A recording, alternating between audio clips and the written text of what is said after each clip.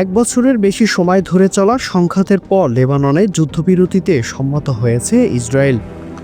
এরপর ২৭ নভেম্বর ভোর থেকেই এই যুদ্ধবিরতি কার্যকর হয়েছে। ফলে স্বস্তির নিঃশ্বাস ফেলেছে দেশটির বাসিন্দারা। পাশাপাশি নিজেদের ঘরে ফিরতে শুরু করেছেন তারা।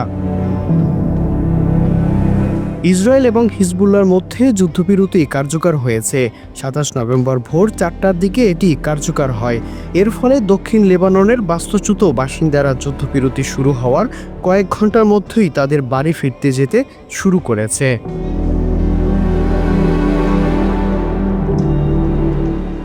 ইসরায়েলি সামরিক বাহিনী লেবাননের পূর্বাঞ্চলের বাসিন্দাদের ঘরে ফেরার ব্যাপারে সতর্ক করেছে।